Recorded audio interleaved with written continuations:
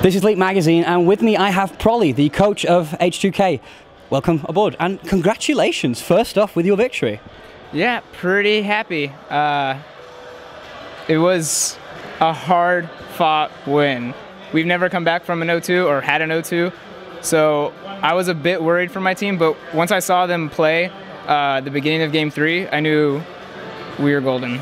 And especially the first two matches, you pretty much went all in on banning out anything Forgiven could possibly think of playing, which completely backfired for you, because by banning out his champions and then not reacting to him in-game, the first two matches were brutal for you guys.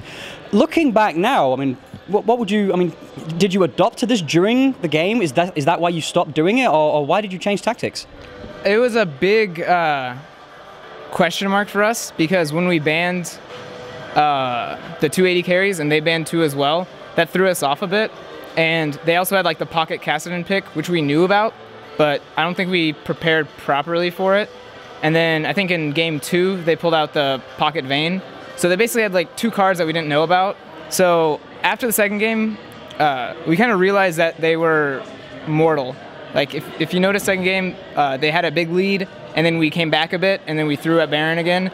So once we kind of got that foothold in Game 2, I think it really set the pace for 3, 4, and 5. So once we realized what they were doing, they were giving us Sivir, which is honestly something that we didn't see. Like, I guessed Maokai, Lulu, Sivir bans, and they left all 3 up. So that's why the first 2 games took us a bit to get our like correct game plan going. But once we adapted, I think it went really, really well. Even Game 3, you could say we didn't adapt that well, because we kind of got caught when they did their like roaming Janna Lee Sin thing.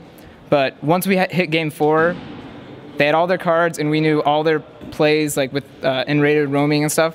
So Game 4 was pretty much just a confidence booster, and Game 5 was, yeah, I mean, really, I mean, watching it from the outside, it seemed really easy for them. I'm sure they were like, you know, in their head, it was like really hard, but they played it and they made the game look so easy. At the same time, they made an absolutely brutal mistake when you picked Kassadin and they threw Orianna against you. I mean, obviously she's a bit of a bully lane, but the second you hit level 6, there's not a lot they can do about that. How did you feel about that? Did you pick him because they did and you kind of wanted to throw him back, or what was the pick there?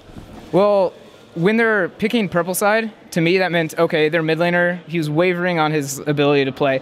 So they're last picking mid. So when we realized we wanted to pick Kassadin in that game, we were debating first picking it, and Ryu was like, no, just 4-5 Kassadin. They won't pick it early. They pick purple side literally to last pick mid. So we were like, all right, they're not going to pick Kassadin early. We'll get our comp so they don't see it, and then we'll take Kassadin. And I think they tried to deny Maokai from us, so they basically played a 2-threat comp against a Kassadin, and it's really scary to play against that, because if you don't engage on the Kassadin, then anyone you engage on, Kassadin will kill your backline for free, basically. So it was just really, really easy once we took the Kassadin, and a lot of credit goes out to Ryu, because we've played it in 5.7, but he got a buff then. So when when Ryu said he wanted to play it, I was like, you know, are you sure? We haven't played it on 5.6, and he just goes like, no, I have confidence. And I was like, I'll let you play your Kassadin, buddy. You carry, and he really did. Well, that actually brings me on, because I have one literally called that gut feeling. So I think you just brought this question up. I wasn't necessarily going to say it. You brought in Ryo and Kassing, or Kassing, depending on where you want to put the pressure, as a bit of a wild card in both cases. I mean, they were no guarantees when you brought them onto the team. What brought that about? What made you decide to choose these guys, despite the risk, obviously, of one being unproven and the other one, at the time, not really speaking English? Yeah. I think the Ryu, to bring Ryu in was a risk in terms of how well he would mesh with us, because obviously the Korean meta is very much different from us, and the structure is different as well. Like, if he would be able to respect me, like I'm a 8th place NALCS player, will he really listen to me as a mid laner? So it was like, well, I really hope he was respectful. The biggest leap of faith was Kassing for sure. We had gotten good word from Forgiven and Rated. Both spoke very highly of him, and we had just asked around, and communication was always his strong suit. That was really what we were missing on the team, I think, was just a bit of extra communication.